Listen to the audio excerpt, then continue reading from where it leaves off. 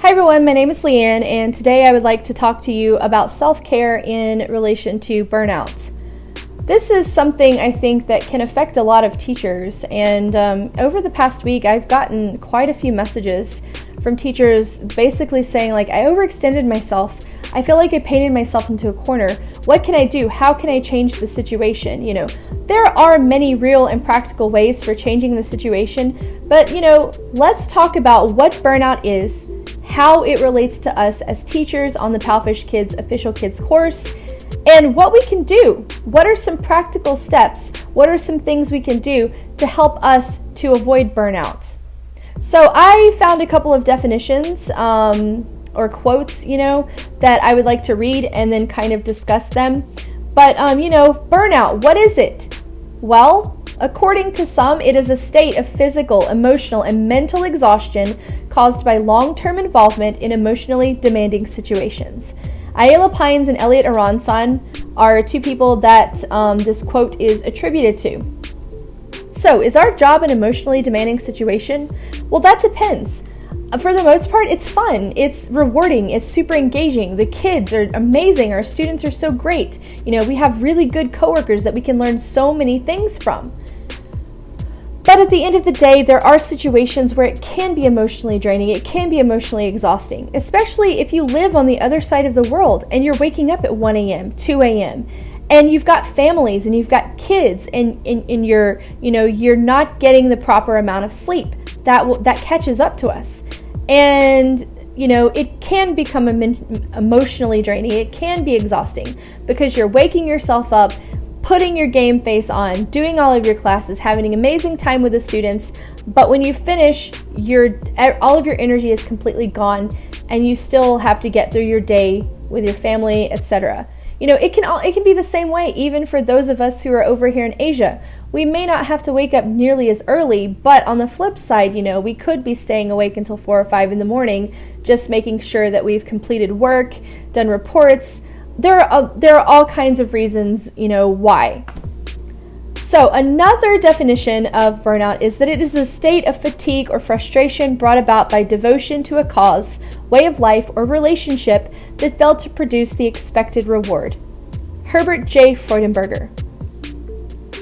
Well, as new teachers, we're plugging away, we're putting in that time, we're opening up our hours, we're making ourselves available at really strange and odd times for ourselves in the very beginning. Sometimes, we may not necessarily see the rewards right off the bat, which is the case for a lot of new teachers at this point with Palfish. And it fails to produce the expected reward. You're like, I'm not getting my classes that I want. I'm not accomplishing this. That is another way that you can truly experience burnout.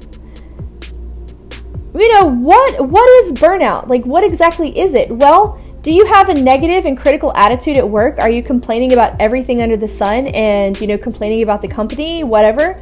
Do you dread going to work? Do you dread doing your classes every day? Do you have low energy and little interest in your job? Are you having trouble sleeping? Do you have a lot of absences? Are you experiencing feelings of emptiness? Or, are you physically getting lots of headaches, body aches, irritated easily by other people? Are you pulling away from the chat rooms for advice? Are you blaming other people for your mistakes? Yada, yada, yada. Are you thinking of quitting? These are all symptoms of burnout, where you've just had enough. If you are not listening to yourself, if you are not listening to your feelings or, thinking what is the source of all of this, you could be headed for what happens to some teachers that I've seen where they just disappear and you never hear from them again. One day you're talking to them every single day and you're talking about work and everything's great, and then the next day they're gone. And you're like, what happened? Burnout happened. And, you think to yourself, like, is it going to happen to me? What can I do to avoid this? Well, you can take care of yourself first and foremost. We are not machines, and we shouldn't push ourselves in such a way that we are likened to being machines. Burnout happens for a myriad of reasons, and if we aren't taking care of ourselves and if we aren't kind of doing a self-evaluation, once or twice a week, just to kind of give a checkup on ourselves, it can really catch up to you. And before you know it, you are in a situation where you feel like things are out of control, that you've been painted into a corner, and then absences start happening, cancellations start happening, that you don't want to reach that place. It's not a place where you want to get to. So how can you avoid burnout? Well, one way that you can do this is, work with a purpose. What is your why? Reese mentioned this in another video, his motivational video, what is your why? Why are you doing this? What is your reason why for doing this? I can't reinforce that enough. Working with intent and working with purpose can, kind of be a way that we can self-motivate ourselves. Do a job analysis, assess what you are doing as a teacher. How can you do this? Well, there's a wonderful function in our student records where we can actually go back and watch our classes. We can watch what we're doing physically, and we can listen to ourselves to gauge, what we are doing with a student. And we can, there are lots of teachers that do this. Some teachers set time aside for themselves once a week, and they just sit down and they do a job analysis to see where they're at and if they are at a place that they really want to be. Another way you can avoid burnout is to give to others. I think one of the things that really helps me is just helping others. I like to help others. I like to, give my thoughts or opinions. It doesn't mean like you must follow them. It's just my ideas. I like to talk back and forth and be able to chat with my coworkers about what works and what doesn't, and kind of things that happen and go on in our classes. And there are some really practical solutions for avoiding burnout. Exercise, exercise is important. Get up, take a walk, do stretches in between classes.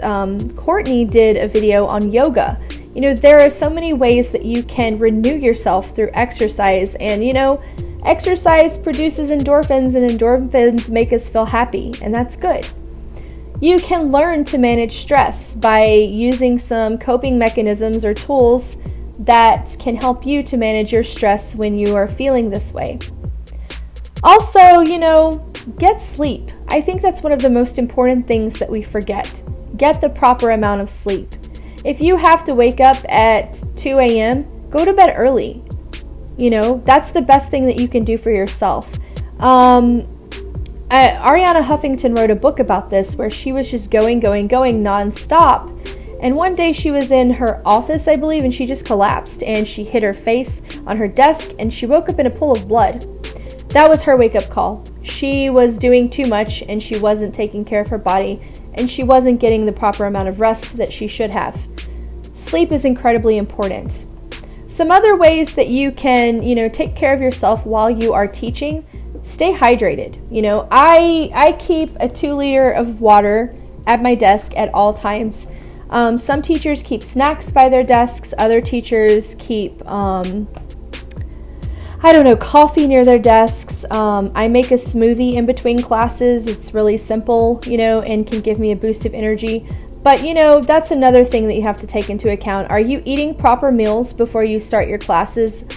Are you taking time to actually nourish your body? These are all things that we can do to help ourselves and to take care of ourselves so that we can really and truly avoid burnout. I guess that's kind of the premise for my video this week, is just, I don't want this to happen, and I've seen it happen, and it's not something that you want to happen.